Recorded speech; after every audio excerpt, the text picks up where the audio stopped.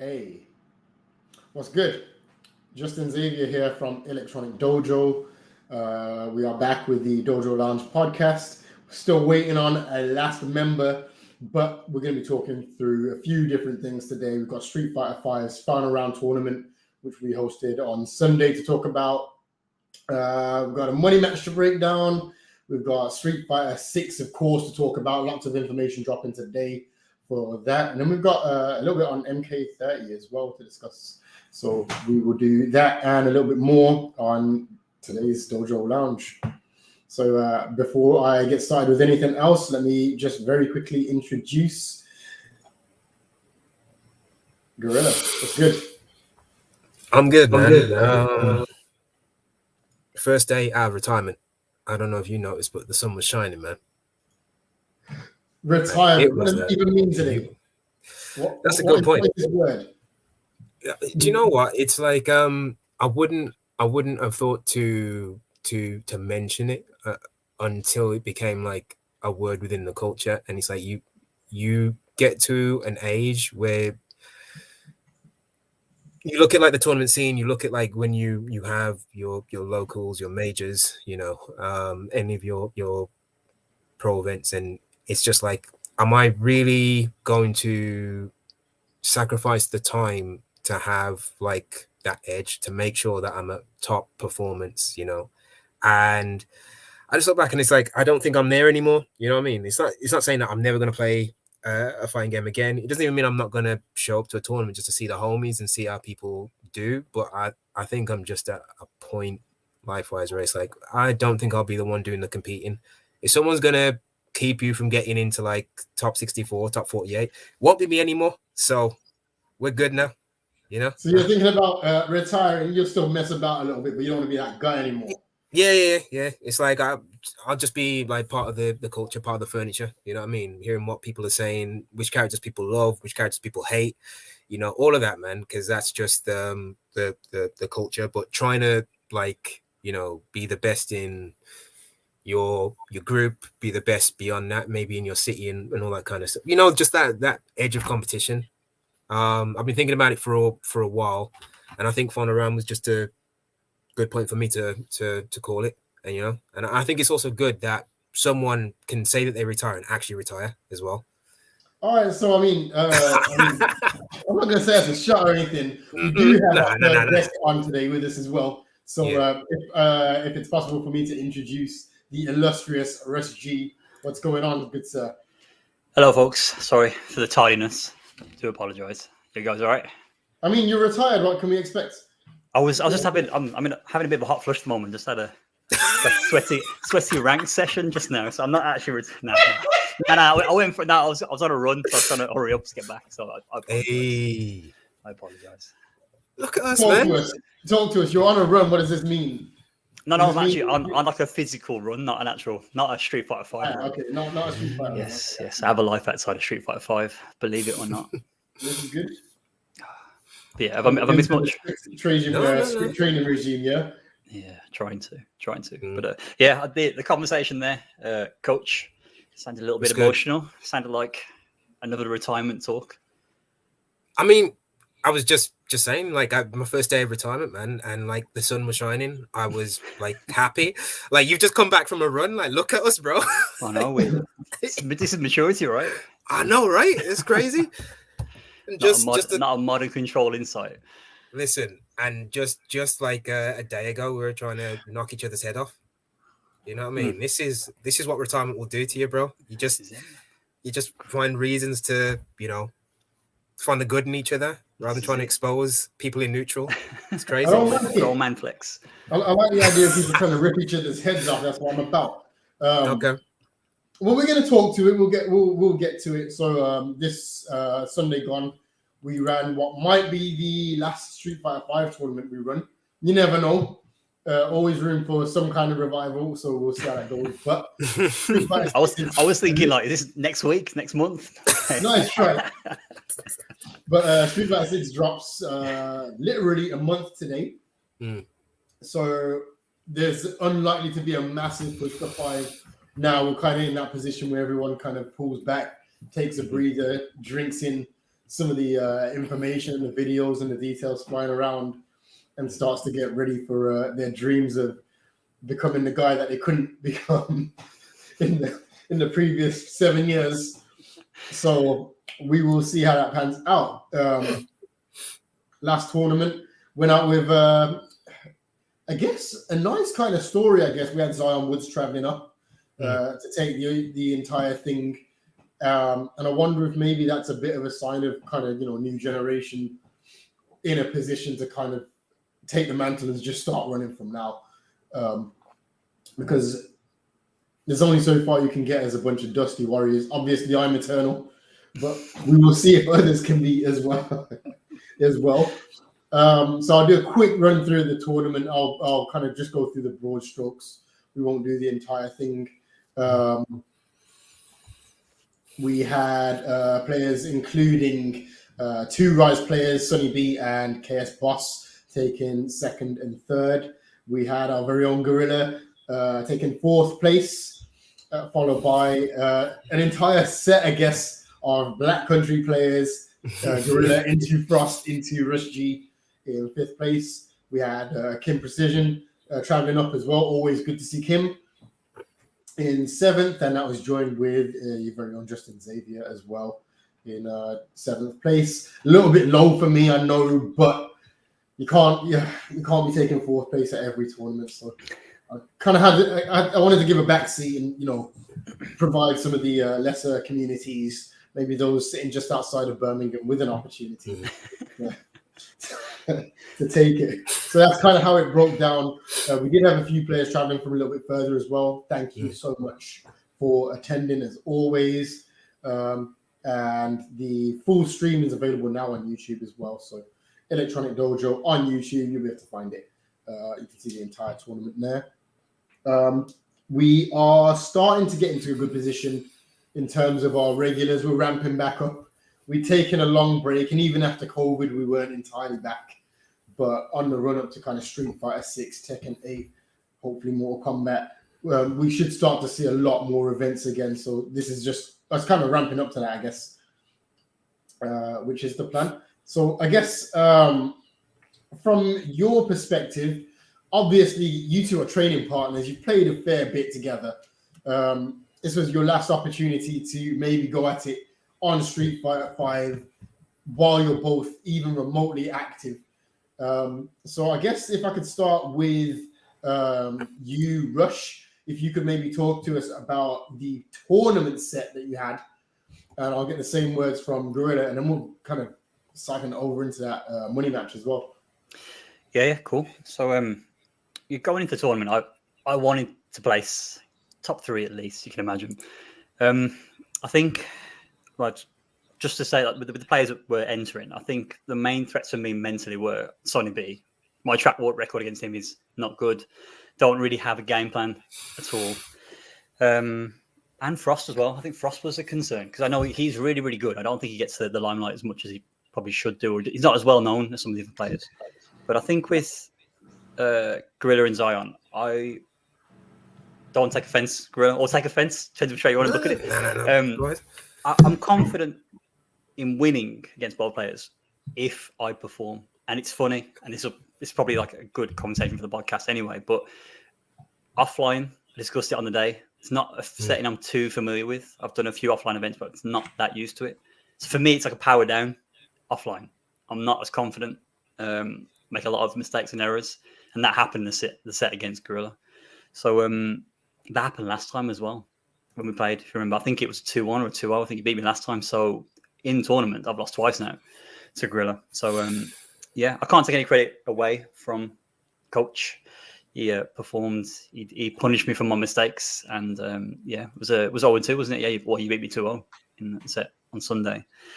And then the first to 10. Should we go into the first 10 as well from my perspective? Yeah, let's get Guerrilla's thoughts on just the tournament first, cool. And then we're gonna slide straight into that afterwards. There's a couple of things that always go like under the radar. I remember even just talking to yourself, Justin, about where we thought people were gonna place, and in terms of like hometown heroes, I can admit it now because it's all well and done.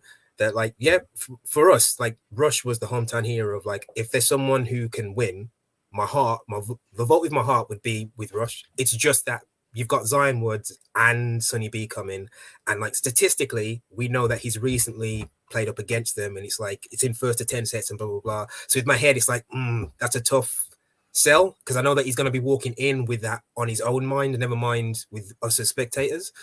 It's actually crazy thinking about it that yeah. you actually got the opportunity to do first to 10s against both of them really recently. So we'll talk a little bit more about that as well. But sorry, Zan. No, it's cool, man. So in terms of our set in the tournament, I've expressed this mentality to Rush before. It's going to be stuff about like who you've just played, how your tournament bracket is going on. You know, sometimes the killers that we see in losers, it's ironically because they got sent, say, early on in like a bad matchup or something like that, and they've just been playing with vengeance in the losers bracket. Every person that they play is someone who's just got sent there. Do you know what I mean? They're rattled because they just lost to someone, maybe someone that they don't feel like they should have. Is your brain in the match that is going on right now, or the match that you just had, and what have you? You know, when I was coming up to Rush, you know, I survived a couple of players early on in the bracket, I think yourself included, just before. Do you know what I mean? So I was in this focus of like, this is your last chance. You need to play properly. You need to blah blah blah and what have you. So it's like the mistakes that I may have been making. I'm at the point now where it's like, I just got to move on. I've slipped up. Keep going. I think personally, I did notice that there might have been a couple of drops, and then there's that moment of hesitation that comes in with Rush. I don't know if Rush had just, I can't remember who you just faced. But I remember like you'd gone. I think it was Sonny, wasn't it? I think it was. That was it. It was Sonny, followed by the that's 12. That's 12-0 on the mic. Oh man, you only got one more to catch up to perfect. Yeah. True. So you know what I mean. So like I do think that plays into it. To begin with. And also, there is going to be a little bit of pressure one way or the other. Like if one of us is just doing well against the other, you've got that statistical pressure of like, is it because I've got the edge on this guy, or is it just that statistically I've won? I know it sounds weird, but it's like, well, I just happen to have won, but that doesn't mean that like it's guaranteed or necessarily in my favor. So it's like, then if you lose the first round or then lose the first match, what's necessarily playing on your head moving forward and what have you? And it's a short set. I mean, Russia's already explained it. I think for me, tournament setting, I actually rather, especially with my play style, it's like get in, get a couple of wins, get people like questioning what was actually happening, and then completely get out, especially if people are going to start watching your matches, because we get to that point in top 8 where everyone's watching everyone's match as well. If you're not comfortable with the setting, like not comfortable with the setup, and again, if you've just got out of a brutal matchup, it's like it's hard to reset to then just carry on. You know, never mind stuff like, you know, who's actually more fatigued at that point, who's, you know, like lagging and waiting for a second win before they can pick up and play, you know. So yeah, as Russ says, I would never think that like it's easily going to go one way or the other, you know what I mean? So it's not even just being polite to him. It's like whoever is not on the ball in that moment, it's like you can be confident the other one's ready to try and capitalize and won't budge an inch. Then adding to the fact that like we've played each other so many times, and there's that layer of, well, it's like, what layer are we playing on? You know what I mean? It's like, are we on like level 74 and 75 at the moment because we just played through each other and gone through the cycle, you know? So you'll see some weird stuff, but we'll get to that in the exhibition, I'm sure.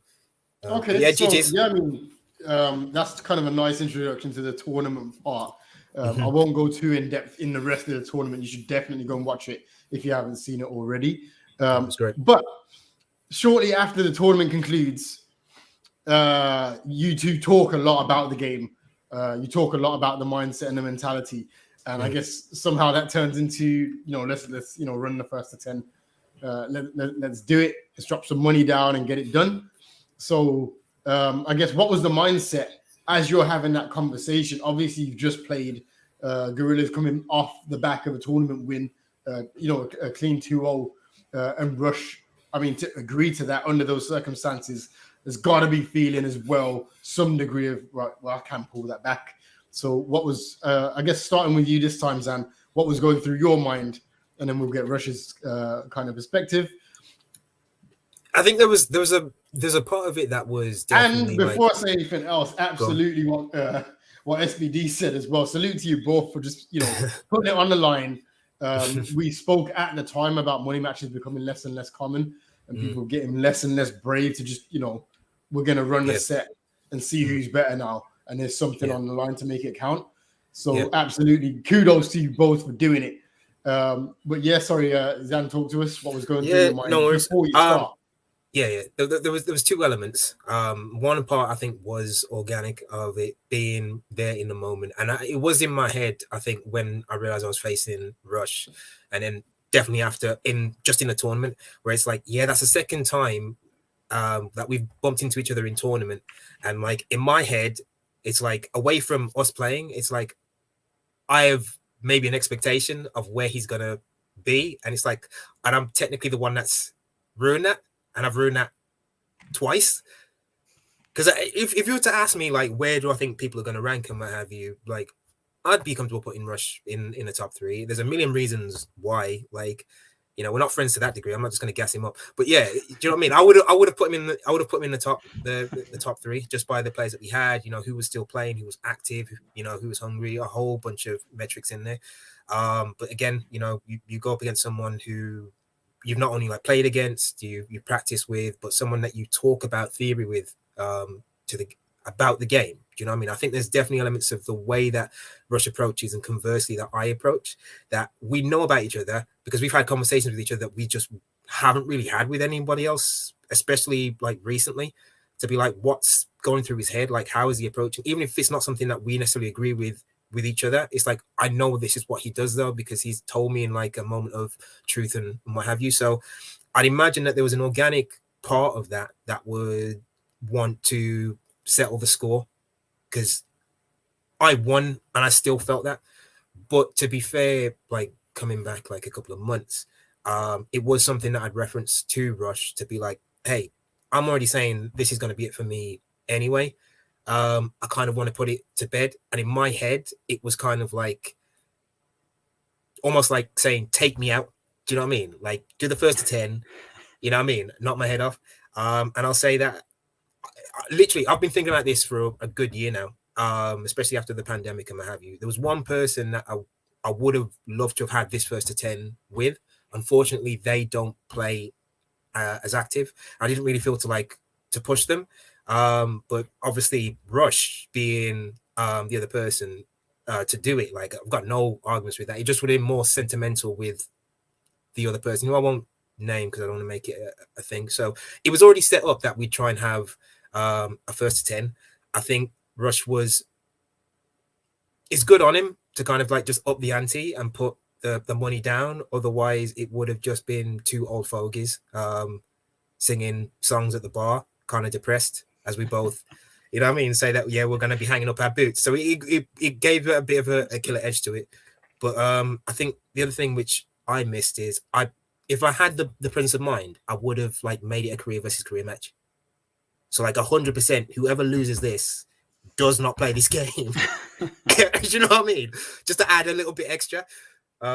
So this was a fix, right? You deliberately threw it now, so you didn't have to play the game. Is that the way we go? No. Bro. I'm not losing to anybody on purpose. I don't do them things. I don't lose to anybody on purpose. Don't worry about it. Ulterior motives and taking 5 away from Rush, yeah? Yep. Facts. Yeah. So that's how it started for me anyway. Yeah. So again, same question to you, Rush. What was going through your mind when I guess you've lost this set and now, there's a challenge, issue, you're going to go first to 10. What are you thinking? Has your game plan changed at all? How are you feeling about the set overall? Because ultimately you agreed to it off the back of a loss. What was going through your mind? Yeah, I mean, so it's like Guerrilla said, we both knew going in there would be a first 10 at some point. We had an idea we would play at some point. And the money match aspect of it. So we'd said, yeah, should we run this? Yeah, we had that discussion at the end of the day, and somebody threw the comment into the crowd. I can't remember who said it, but someone said, you're going to put some money up. And I was like, okay, this is another thing I've never done before. Okay, I've never done a money match. Never done a money match on stream. never done a money match online. Sorry, offline. I keep saying online, offline. So it was another opportunity to do something in the scene, in the fighting game sort of community. New for me. Do you know what I mean? So I was up for it. I was like, I put 100 down. Kids may not eat for a week. It's on them, not my fault. This is more important. But no, it upped the ante and it made it more interesting. And again, it's just another, for me, like I know people say, oh yeah, you're GM and blah, blah, blah. And trust me, the scene is still quite new to me in terms of the offline circuit as well. So it was another, I don't want to say like milestone achievement. I don't know whether I won or lost. It was another thing to do. And like Guerrilla was saying, it was very fitting to do it with yourself, because I think towards the latter part of Street Fighter 5, everyone that I played with has stopped playing. Actually, similar to what you said. So we got to know each other through UFA. We've discussed Street Fighter a lot since then. And really, like we've been bouncing off each other in many, many ways. And it was fitting to run the first to 10. So going into it, comparing it to the first 2 setting, I was more confident with the longer set. And I don't know if it's because I've done a lot of first 10s, not even the ones more recently. I've done a lot of first 10s over like the years. Again, this is online, not offline. And I do like the endurance of the first 10. It's a challenge, but I like that sort of pressure, because I can feel like it affects me, but I can feel it affecting the player as well. And I think you'd agree, going in, I was finished. Like mentally, I was tired. I was hungry. I kept hearing like people talking about the doors are shutting. And I was like, should I just go? Should I just leave? Because I could feel like a migraine was coming on. Because I was when I got back, I was dead. But it was the day. The day was really good. The first 10 was really good. And just to talk about the first 10 itself, again, it was quite similar actually. I feel like there was fumbles from both sides. There was mistakes. There was errors. But I don't know if that's because we were tired. But I felt more comfortable in that setting compared to the first 2. And there was an element of confidence, I think, with the offline setting again. It's weird. I can almost feel the energy. I could feel Guerrilla was like, I could feel, I don't know about you, but I felt like I can sense more confidence in you playing me offline.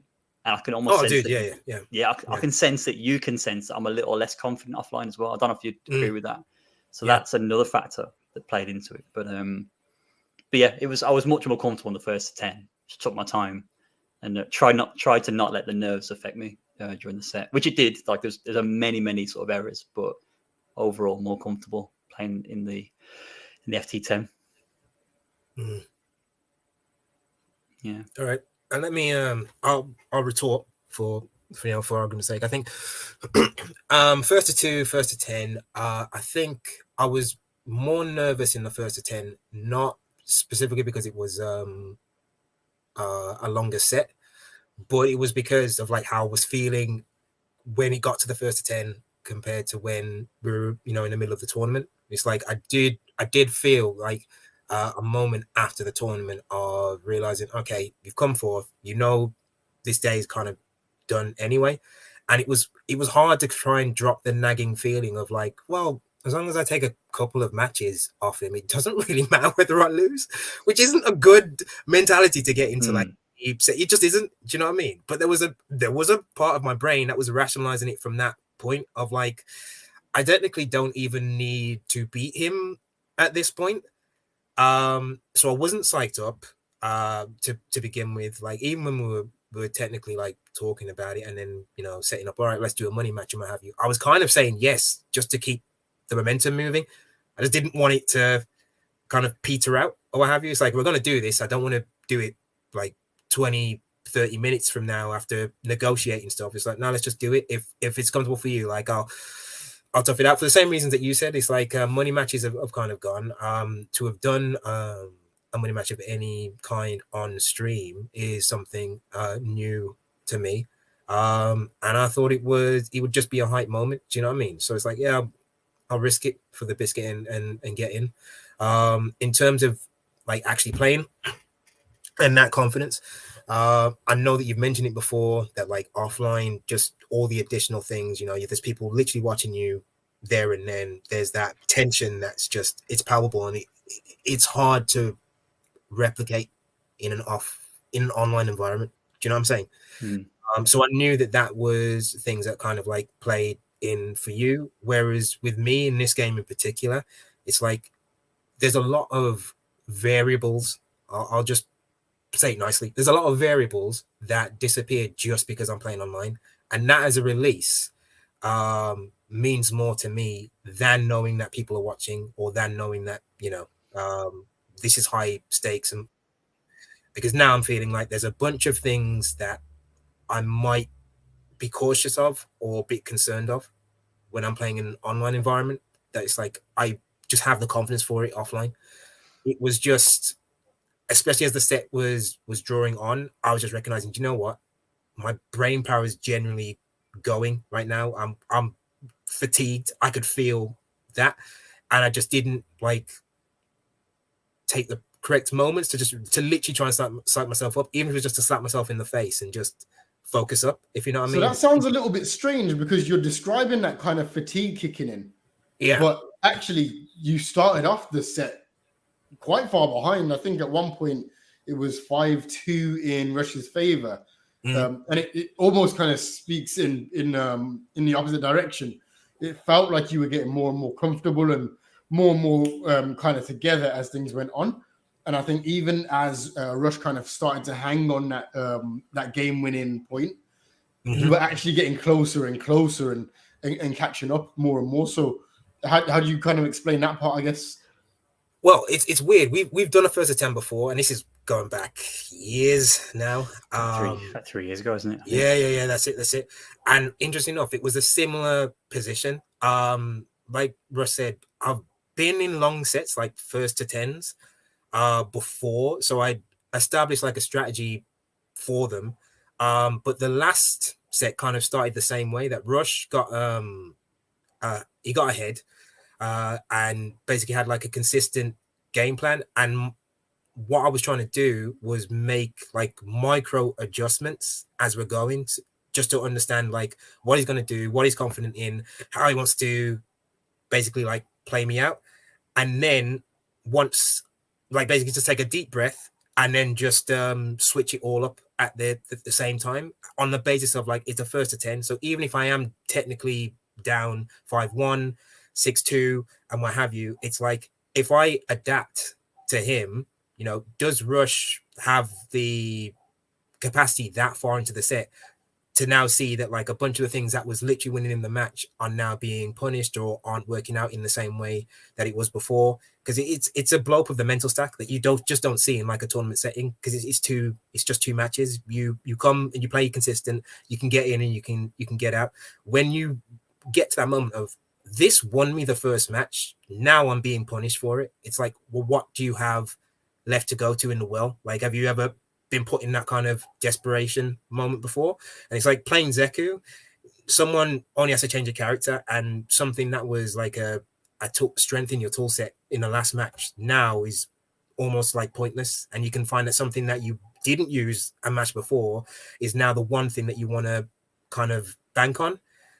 So as I said, like being in that position, like in a set with Rush before, and knowing what it was like to kind of draw through, in a way I was kind of confident that I could adapt and then just keep ahead on that adaptation hop, if you know what I mean. So like if he tries to change, I could change to match him, but I just need to make sure I got the rhythm of how he was going to move in those first couple of matches. So it's like I was willing to concede a loss without necessarily feeling the pressure at that point, if that makes sense. But as I said, like as it drew on, there were moments where it's like, okay, I need to do this, I need to be able to do that, I need to with punish with this and what have you. And then I was realizing, do you know what, I actually don't have the capacity. I've kind of banked on the fact that this is the point where I'm gonna go into gear 6, and it's like, your tank is empty, mate. I think you needed to have gotten a coffee or maybe a water before you started this, because now you're banking on, like reactions and consistency that you're just not showing at the moment. So I was kind of almost like clutching at straws, and not the straws I really wanted to kind of keep it in the game. I don't really have much more to say beyond that. I don't know how it was for you, Rush, during that, but Yeah, Rush. So we've got quite a lot there from kind of Yeah. No, it makes sense. What were you It's funny thinking because at the I can see same I can see the other side of the puzzle now. So for me, I was very conscious of the fact that not even just the first tournament set, the set before, I was like, okay, I've lost twice now to Guerrilla on offline. And I noticed in my gameplay, I was like, okay, you're dropping simple things, you're not hit confirming. So I mean, we were obviously sitting right next to each other. I didn't speak, did I? Really regret, to be fair. I could feel I was locked in. And again, this is what I talk about the difference of online, offline. I had to like silence everything around me. Zane was sitting to the left of me, and I could hear. Obviously, he had money on the line as well. So I had to I could hear him, but I was not ignoring him. But I was just not focused on it. The commentary I could hear, I had to zone out of that. I had to really lock in. And towards the latter part of the set, I can't really specify where, I could feel that I was locked in. And like Guerrilla said, I was running on fumes, but this is just my perception. I was still dedicated to locking in, even though I was struggling. And I'm not saying it paid off because I did that, but obviously yourself, Guerrilla, you were sort of not let's say struggling, but you were running on those fumes. I was pushing through. Maybe that's why I had the mad migraine afterwards. But I did zone out, and I think because there's been other situations where I've had to do that, like on stream, pushing myself through like silly hours, streaming before. I've done it before. It's not good for you, and don't recommend it. But I did that because I guess I don't know if it's just foolish or not. Not that I wanted to win, but I wanted to perform. Do you know what I mean? This is a big thing, actually. The win doesn't really mean that. Well, obviously, I had £100 on the line, but it wasn't that big of a deal in terms of winning. For me, I always want to perform well. That's what I've always said. I want to play my game and perform well, and if I do that, win or lose, I'm happy with it. So yeah, I locked in, and when it was over, my body started falling apart. I mean, I 100% agree with you. Like in terms of, I knew that we were both running on fumes, and I knew that, and I recognized near the end that you were willing to tough it out, no matter how ugly this was going to get for both you as a person and for us as players. And to be honest, it's like early on, I recognized what I knew was working for me. I just knew it was going to be such a long and arduous like draw to do it that way that I'm just like, as a person, I'm just like, I don't want to do it. So I was trying to like almost like, yeah. So I was trying to like run through like just like different angles and what have you, just to see at this point, is there anything that I can fish out where it's now like a weak point for you or a weak spot, and then try and play around that. And I was like, to be fair to you, it's like anything that just wasn't working for you, you literally like stripped it back, slowed it down, did less, didn't get like overzealous and what have you. And it was like, because you recognize it for yourself and said, no, I'm just going to tee up on what I know and what I can do. If this is going to run to a timeout because we're not, sinking in on the big damage or making the hard read calls or, clutching it out with the hard read reactions, it's like, whatever, I'm going to play out with the best of what I've got right now. Do you get what I'm saying? That's what it felt like anyway. And as I said, from my perspective, it's like, I just didn't want to do it. You know what I mean? I literally just didn't want to do it. Yeah, but that, again, it's like I got punished for it. Like, absolutely. I know where the wins came from for me, and I knew what was working, and it was literally just because, you just didn't have, you just didn't have the energy to kind of like tighten up. You were doing the best that you could. Like a lot of these matches, even just watching them back, I remember how it felt. It was so much of it was us literally dancing in front of each other. I think in a way that we've never done before. Yeah, like we were willing to just do that. Yeah, it's almost like scrapping, right? I felt like you can see it now. It's just like, it wasn't. Yeah, it wasn't pretty. It wasn't pretty at some points. No, definitely not. I think in the first couple of rounds, I think it was a little bit more graceful, where it was kind of like, I've played you, you've played me. I've got an idea of how you play. You've got an idea of how I play. I'm not going to back down from the neutral. One of us is going to get caught out pressing the button, and I think it's going to be you. And I'm going to hit confirm off that, or I'm going to punish or buffer off that. And conversely, like you were doing the same thing. So it's like you can get like the first 20 seconds and there might not even be like any like massive damage that gets played out, but we haven't like tried to separate. We haven't tried to make a break by using a backdash or like a V shift or anything like that. It's like, no, we're still checking, trying to bait the other person's reactions with, you know, like a jab outside of range, just, you know, something like that. And it's like, but you're going to walk in and I'm going to hit you. And conversely, you think I'm going to walk in and you're going to make that hit. Do you know what I mean? And as I said, in all the matches and sets that I've played against you, I don't think we've ever just committed to that from both sides, especially like without even necessarily like talking to each other. We've both just said, no, this is where we're going to do. I'm going to be in your face. We're always going to do this like a boxing match, which turned into a slugfest. Yeah, but the boxers there like swinging like super slow. Yeah. That's not backing off, just going at each other still. Yeah, man, for real. Yeah, I see. For real. I see. You can see. I mean, just watch it. Like you said, watch it now. You can see it. We don't want to take a breather. No. Let's just get this done. You don't want to let up on the other person at all. Yeah. It's like I don't want you to see me going back to the corner and getting like dabbed up and, you know, taking a splash of the water bottle. It's like, now let's just do the second round right now. Let's do it. Let's get him. Yeah, proper Bart and Lisa from Simpsons. Right? Oh man. So I mean, ultimately, you played it out. You played the first of 10. You've come out the other side of it. Street Fighter 6 is around the corner. We're having talks about retirement from both players. I guess I'll just ask the question openly. How do you feel by the end of the match about, you know, what happens next? And that might change now, and that might be different in 4 weeks. But I guess after you had finished, was that kind of right? I don't have to play 5 anymore, or was it right? I'm excited to just take a break and go into 6, or is it man, I'm just gonna, you know, chill a little bit and it's going into hobby mode instead of passion mode? Go ahead, Rush. It's funny, right? Because we had this we actually had this conversation the next morning. Me and Guerrilla, we had this conversation. Whoa! Apologies. What was going on there? When was this made? That's the. Oh, did you not see that? That was sick. I don't know who made that, but that was so sick. It was so sick. I'm telling you, Stephen needs a promotion. I'm telling you, bro. You don't pay him enough, bro. Is actually sick. You don't pay him enough. That was me thinking we had something sick in the match, but no, it was the thumbnail. Yeah, Stephen's just there chilling, flexing his muscles for no reason. He was on that content. Yeah, man. That was sweet. It was. And I saw his little Street Fighter 6 advertisements as well. But yeah, apologies. Sorry. That's cool. Yeah, go ahead, Rush. Yeah. It's like, so the conversation was had the next morning, and there was this kind of like, it was the calm, for me at least, the calm after the storm. And it was like, yesterday was sick. I was still struggling with the headache, by the way, next morning on my precious bank holiday, Monday. But I was, but it's weird. It was weird. It's like, yeah, that was a really good event, you know.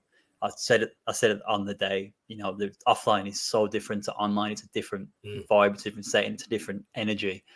But I don't know, for me, I felt like, wow, this does feel like the end now, which was very weird. Because I've spoke about it for the last like year or so. But it's obviously never happened. And like, again, Guerrilla, we discussed it and you sound like you felt the same way. Just a nice bit of closure. I'm not saying I'm done, which is no surprise to anyone, but it definitely feels like it's coming to the end of the road now, which I haven't really properly felt before. For five. Yeah, I get you.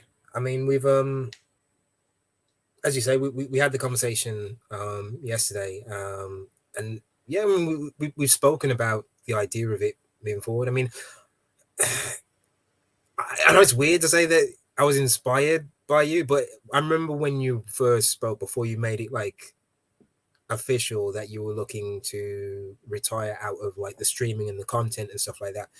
I remember just talking back and forth with you and just realizing there was too much of what you said that not only kind of like made sense, but was kind of resonating. Do you know what I mean? And it's like, I don't feel at this point for me like there was a duty to kind of continue with this game. I had a couple of goals in mind, and it was just like, all right, well, we'll we'll take one last like go at it, and then I'm able to kind of like close the book. There was a couple of personal stuff within the game that I was hoping to kind of flourish and what have you.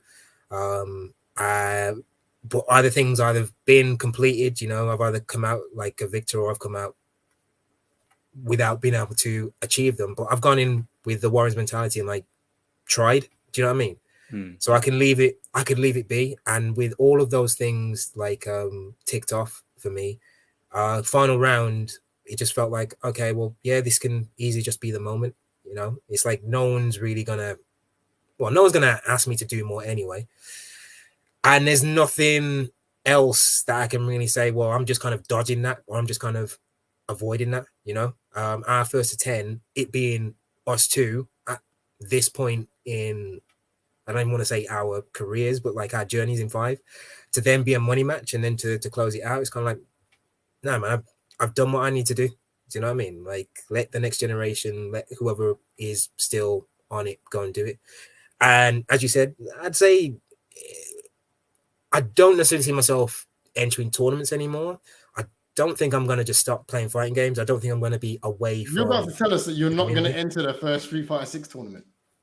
I mean, I'm saying that. I'm saying that.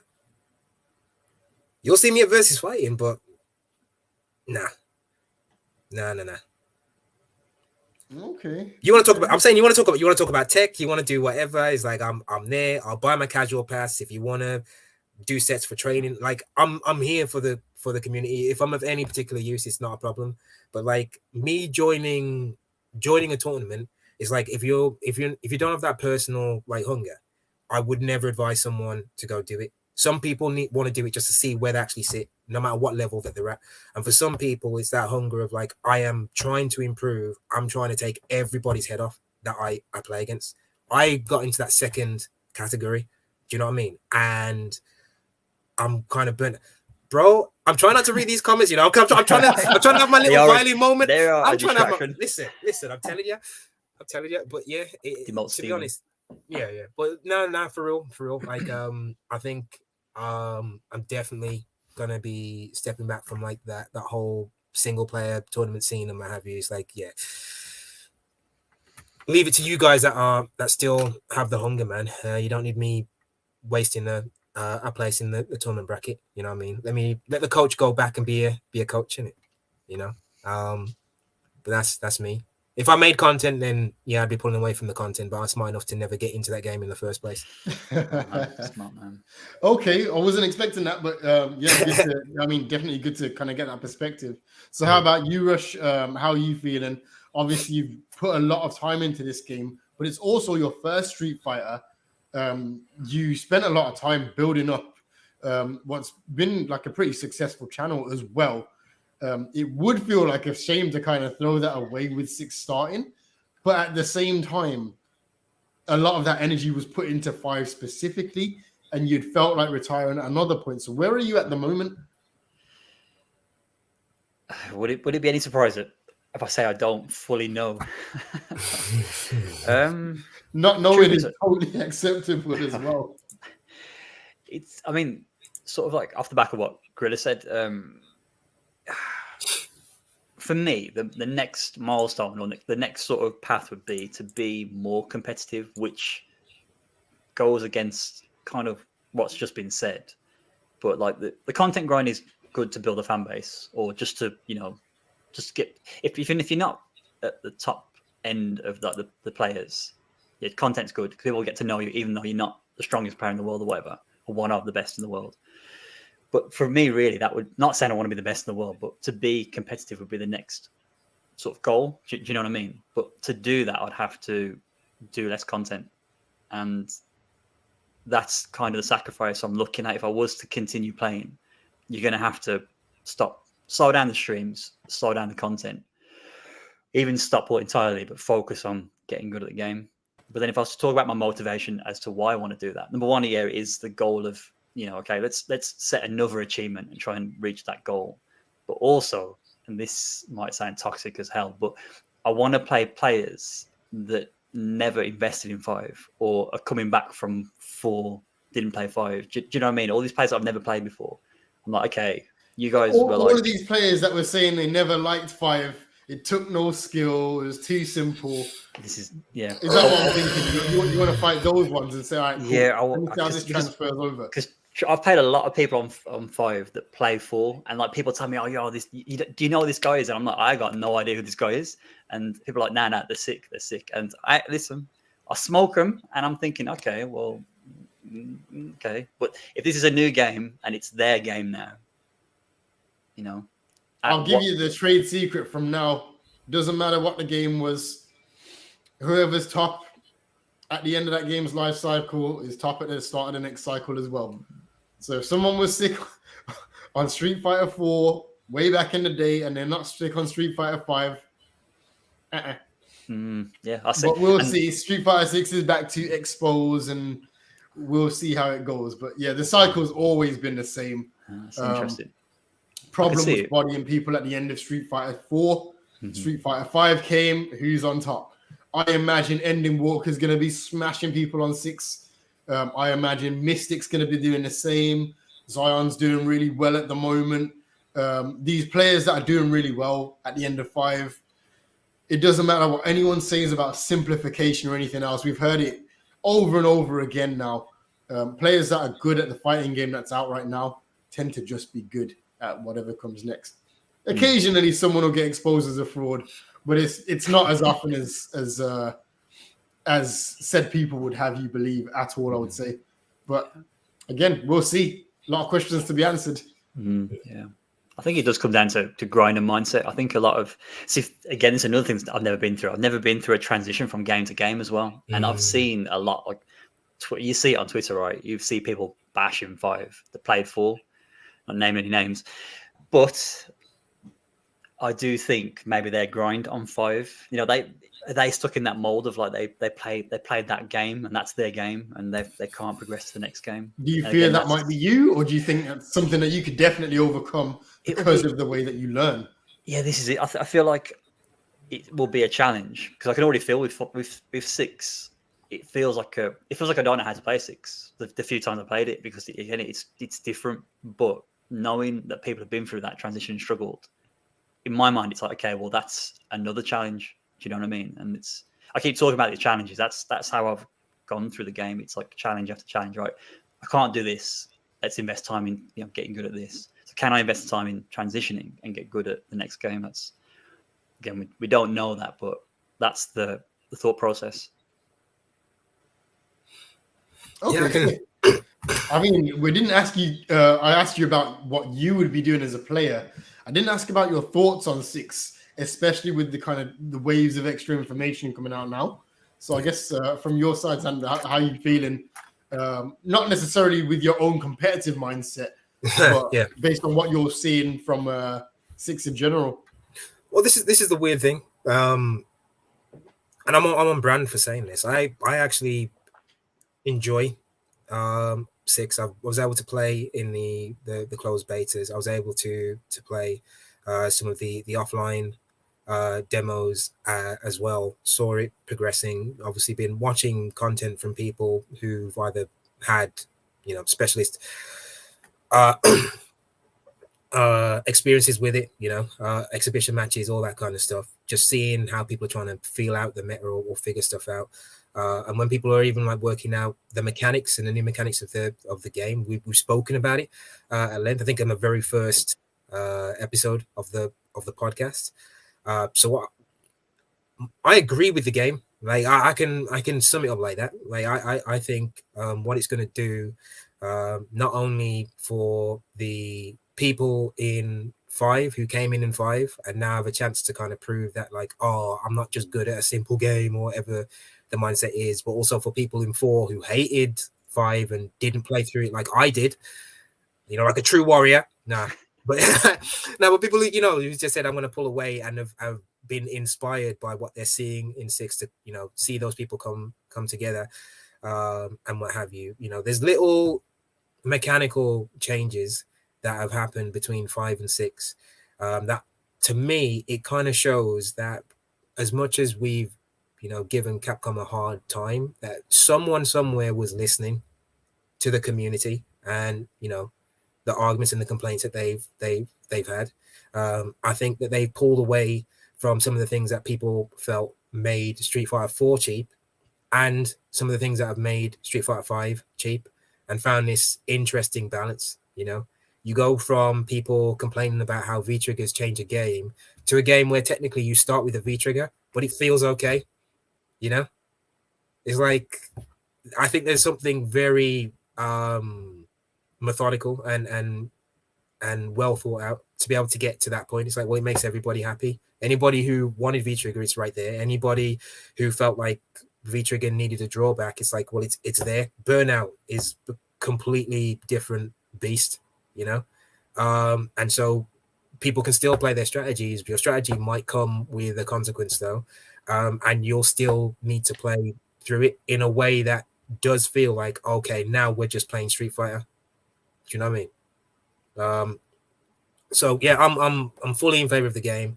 I think it looks awesome, and I can't wait to see how people start duking it out once these tournaments start loading up. You know, people who have been, you know, finding different ways to practice the game. Maybe when you should, the demos came out, and yeah, you know, yeah, all that business. You know, I can't wait to see who's too good at this game, man. I can't like that. That's gotta be so good. But yeah, well, yeah, it's not long. It's not long now, and No, indeed, traditionally we've always found that the best players rise to the top very quickly, and anybody else, no matter what experiences they've had, if you don't have the skills, it tends to not last for very long. So we'll see how it goes there. So lovely. Brilliant. Right. Well, thank you for sharing your thoughts on those areas. In terms of my own thoughts on Street Fighter 6, I'm thrilled to see all of the news on Mortal Kombat 30 announcements. So we will see what's coming out in that direction. I don't know if any of you follow MK at all, but they put out, they've had their kind of 30-year anniversary trailer come out. Huge explosion at the end, and given the end of Mortal Kombat 11 was very specific, with kind of a new kind of time loop beginning. It feels as though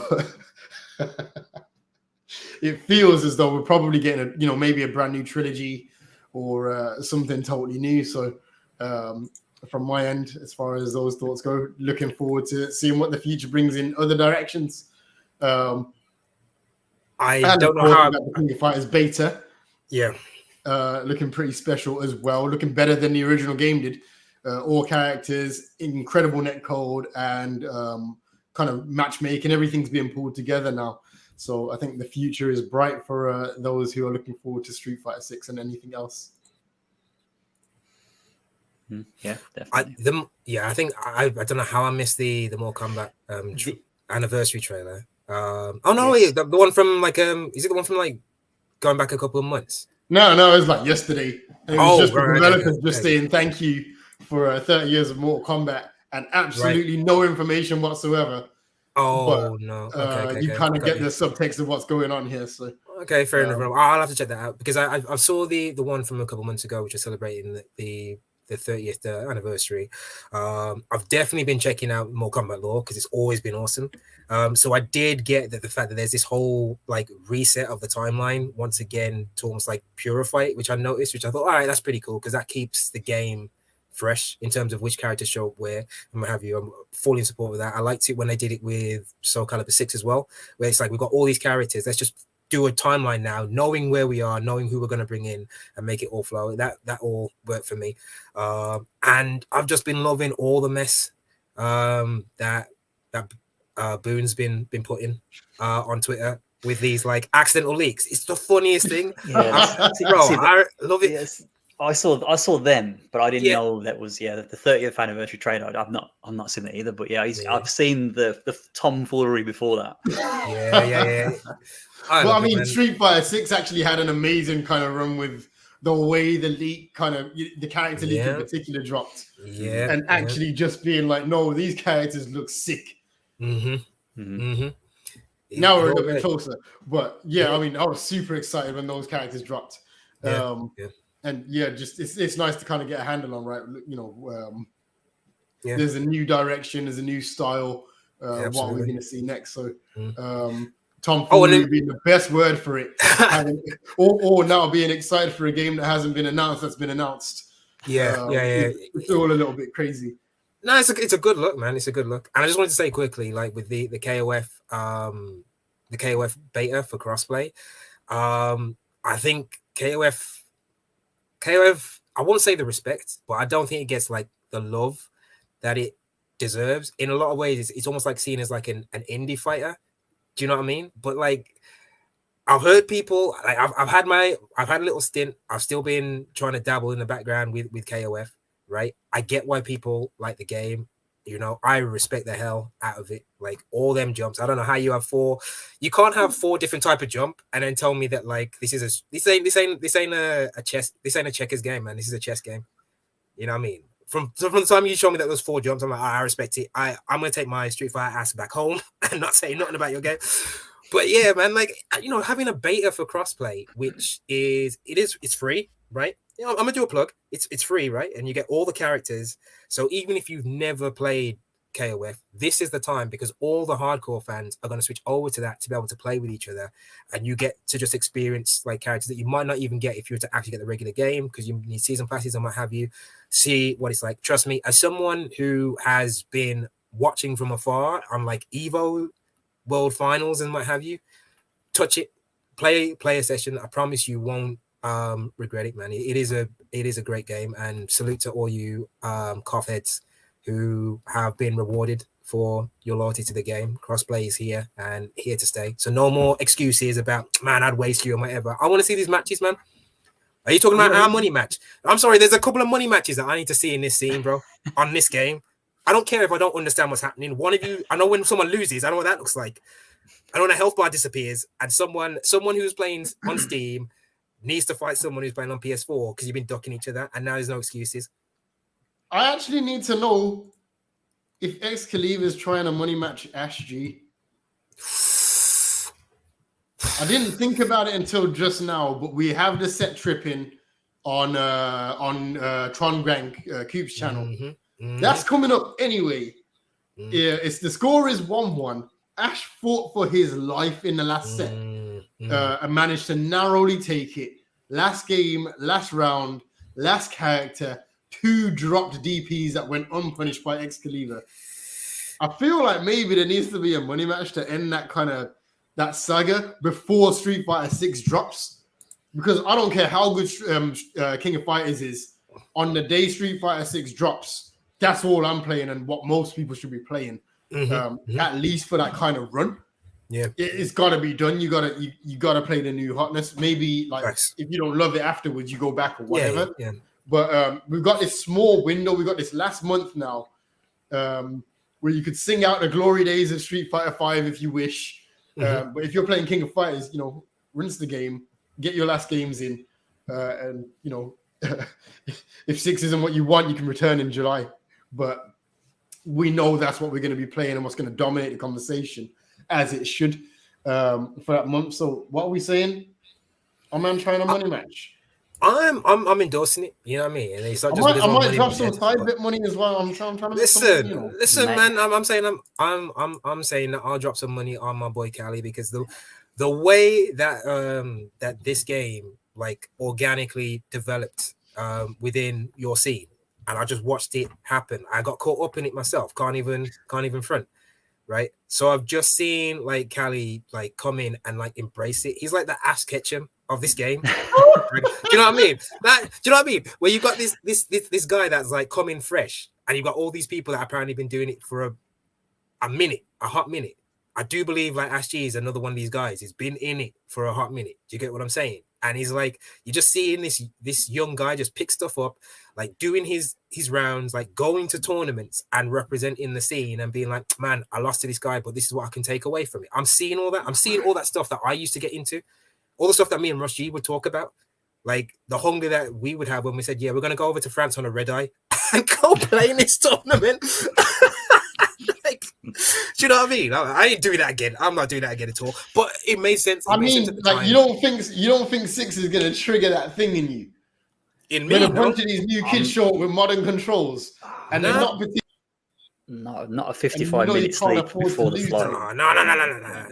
Now Rush knows. What was that, Rush Rush? knows, Sorry. man. So not a 55-minute sleep before the flight. Exactly. No chance. Exactly. But, we ain't doing that. Yeah. Well, I think May sounded like a month of closure for a lot of us, right? So I'm also endorsing this money match. Yeah, man. Callie, go get him, man. We're with you. We're about to see. All right, it's 9 o'clock. We've gone just over an hour. I'm trying to keep these digestible so man can, catch up with them on a drive to work or and back or whatever. I want to go for a 3-hour podcast, so I'm going to kind of cut it there. But before I end, let me just get some, kind of final closing notes initially from you, Zan. Anything else that you wanted to add? Anything else to? How are you saying goodbye to 5? I mean, I'm 100% saying goodbye to 5. Let me start. Are we talking frisbee out the window or?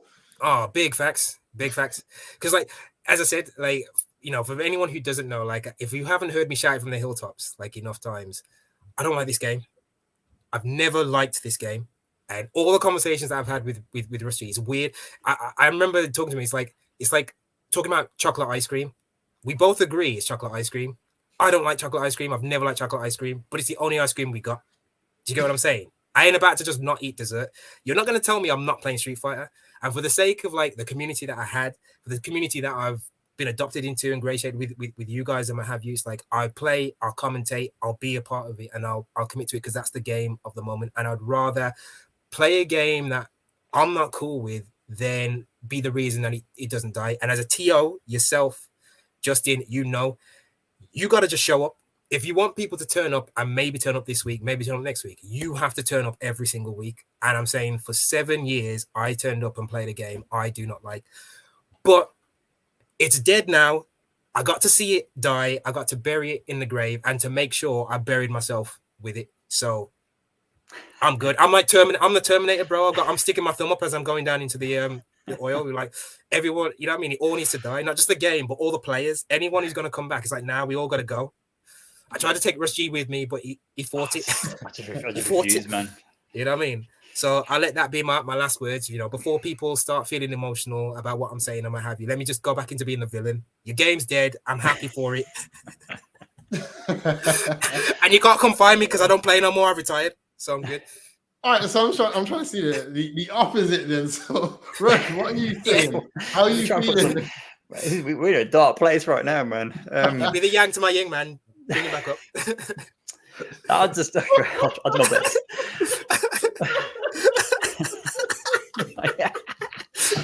Oh, I appreciate what Street.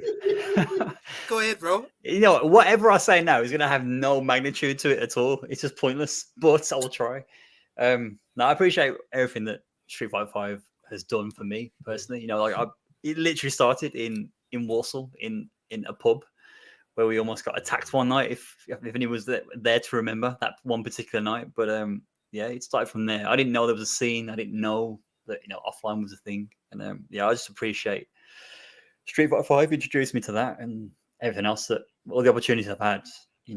For me, I've enjoyed the game. For me, it's been a challenge and it's been like a journey, I guess, both on stream and off stream. So I appreciate it for that. And without Street Fighter 5, I would literally have never got to know you guys. So that in itself is quite a powerful thing, I think. So actually, I think I've overcome the darkness that we just were sitting in. Yeah, absolutely, man. No, I would never have been this flagrant if I didn't know that you could be the hero for the people and bring it back, man. I wouldn't have tried it. I know you got it, right? Man, you got it, of course. Look, man, we're homies. I'm never gonna expose you. You got it, bro. That was beautiful. Appreciate it. The king is dead. Long live the king. Yeah, I mean, I'm a close on my end as well. And you might think I'm going to a dark place, but I'm not. I came in. I'm an 09er. I came in on Street Fighter 4. I never liked it. The entire time I played it, probably 2,000 hours. Just never really liked it. Never gelled with it. I moved on to a lot of other fighting games, which I appreciate a lot more. Blaze Blue, Mortal Kombat games. It was just never my flavor. And Street Fighter 5, it did not launch well, but I came back to the game at the end of season 4, start of season 5, when it had started to be fleshed out. And actually, I've said this a lot, it's my favorite Street Fighter game. It doesn't do everything well, but they took so many things that I've not liked about a Street Fighter and just thought them through a little bit more. They added that kind of commitment-based play style. They gave us, in my opinion, the only Street Fighter game where almost every normal attack that you have has a very specific use. That doesn't happen often in a fighting game. You're used to, mechanics that don't gel in those ways. It definitely had huge issues, and it's still got issues now. But I think pound for pound, this is my favorite Street Fighter game. Doesn't necessarily have the character. It messed up on a lot of other areas as well, and it's been a bumpy ride. But I think I definitely commend the team for where they were able to get this game to by the time that it's closed out. And if you look at the product that we had back in 2016, yeah, this is just so much better now. That's fair. That really comes from an incredible team assessing what's needed to make something appropriate for the audience that we had. Yeah, agree. So yeah, kudos to Street Fighter 5. You're probably not going to see me playing it a whole lot after this. I will move on to the new games. I can't help but be good at whatever's hot at the time, even if I don't love it. But yeah, I mean, you'll see me on 6 to some degree. You will definitely see me on Tekken 8. I'm looking really, really forward to seeing what happens with Mortal Kombat 12. I'll be on King of Fighters, and if there's anything else that catches my eye on top of that, I'll be there. But for now, hoping the best for 6. Looking forward to when it drops in June. And I have a solid 2 weeks of no life in that game before Final Fantasy 16 comes out. And then I got to start making hard decisions again. So we will see how it goes. But yeah, massive love to Capcom for everything they've done with 5, maybe not at launch, but definitely in this last couple of years. And hopefully they can replicate some real success and include the community at every step of the way on Street Fighter 6. So I will catch you guys later. And yeah, thank you for joining the show. Thank you everybody for watching. I just saw Steven's just putting swear words in the chat for no reason. I'm going to get out while I still can and try not to get myself into any trouble. This has been the Dojo Lounge podcast, and we will see you again probably when shortly after our next event, which is going to be Power Crush. Power Crush will be taking. I'm messing up on all kinds of buttons here. Power Crush will be taking place on, I believe, the 21st of this month, and it will be the last major event before Street Fighter 6. We're going to be running Tekken. Nearly said Tekken 8. We're going to be running Tekken for that event. Sorry, we got no pre-releases. We're not him. We're not that guy. Let me drop the thing up there. There we go. How do I? Yeah, get us out of the way. I don't know how to do it properly. I already told you we're amateurs, and that's what it's going to be. But yeah, messed up the whole thing there. You'll get it back in a minute. In the meantime, thank you all for joining us. This has been the Dojo Lounge podcast. Rush, thank you. And Guerrilla, thank you for joining. And I look forward to seeing you in some capacity on Street Fighter 6. Thanks, everybody, for watching. And we are out. Peace.